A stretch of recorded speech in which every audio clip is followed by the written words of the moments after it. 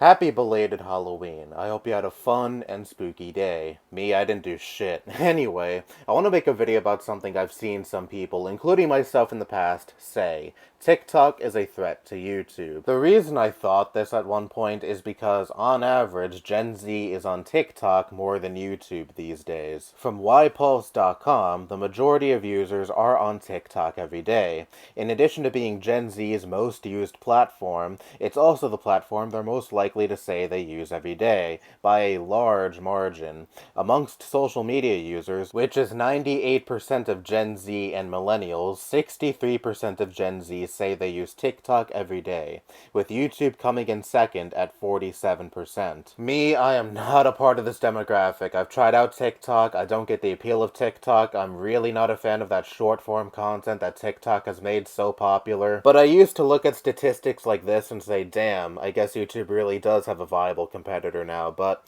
now I think, do they really? You could argue that YouTube does feel at least a little threatened by TikTok because of the introduction of Shorts a few years ago. And Shorts are literally the exact content you get on TikTok. Short-form videos that are meant for the same demographic that goes on TikTok on a daily basis. Because they want to siphon users away from TikTok and want them to migrate over to their platform. Competitive Market 101. But even still, I can't see either platform being a legitimate threat to the other, because they both supply different demands. TikTok fulfills the need for short-form, ADHD-ridden content, whereas YouTube fulfills the need for long-form content you really can't find anywhere else. YouTube has had a stronghold on amateur online video content for nearly 20 years at this point. They are a conglomerate that is pretty hard to overtake because YouTube pretty much has any type of content you could fucking imagine. And it's not just amateur content either. For example, let's say you want to find an obscure song by an obscure artist that is not on any streaming service.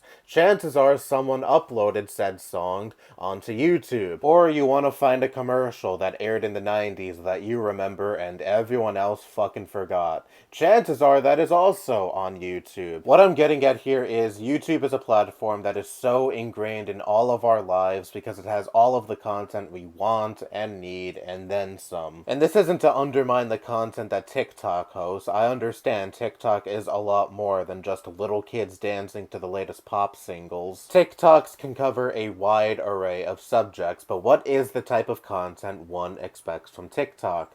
Like I said, that short-form content. I know that TikTok has been experimenting with long-form content, but I honestly don't see that taking off. Because if one wants to consume long-form content, they're gonna come over to this website. Because YouTube has been the provider of traditional long-form user-generated content since 2005. It is the type of content one expects to consume from YouTube. Like I said earlier, YouTube fills one need, and TikTok fills another. These are both huge video sharing platforms, yes, but they're still two wildly different platforms, to the point where I don't think one is going to overtake the other. YouTube and TikTok can copycat each other all they please, but at the end of the day, your average user is going to go to one website or the other, depending on what form of content they prefer. Take me, for example. I can't fucking stand that short-form, attention span ruining content that TikTok provides, so I almost never go onto TikTok. And also, as a result, I don't watch YouTube Shorts all that much. I mean, I'll admit, I've been entertained by some shorts in the past, but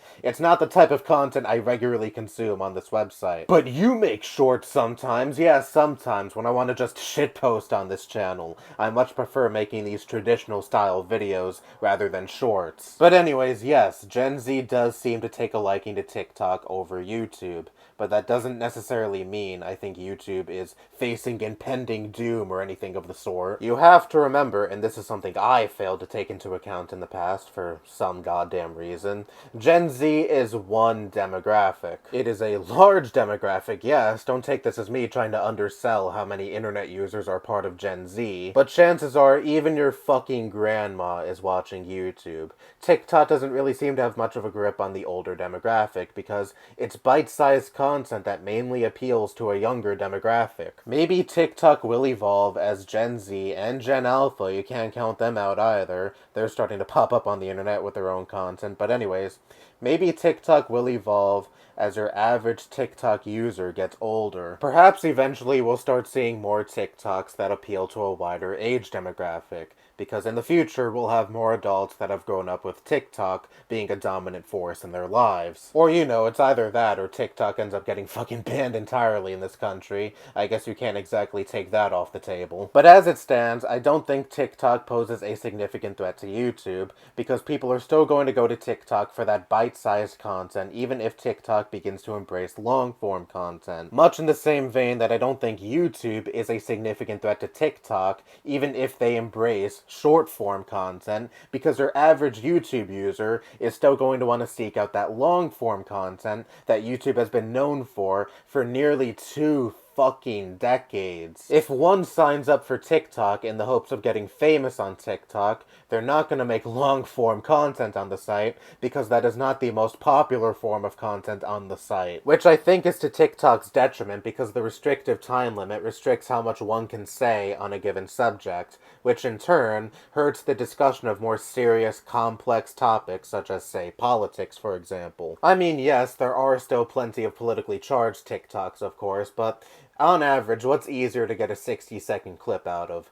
Talking about some mundane, everyday topic, or discussing Israel's ongoing genocide in Gaza? According to Audiosocket.com, YouTube has an estimated 2 billion monthly users, and TikTok has an estimated 700 million monthly users. I don't think this only has to do with the fact that YouTube has been an established video sharing platform for almost 20 years at this point. Of course, that still does play a large factor, but I also think it's because YouTube just appeals to a wider demographic, because on YouTube you don't have as much of a muzzle on how much you can say in your videos. I mean, YouTube still muzzles you in other ways, of course, with demonetization and such, but I'm talking purely about video length. YouTube doesn't specialize in 30-second to 60-second long video clips, and thus you have a little bit more of a free range when it comes to what you can discuss on YouTube and how you can discuss a topic on YouTube, as opposed to TikTok. So all in all, no, I don't believe that TikTok will be the death of YouTube,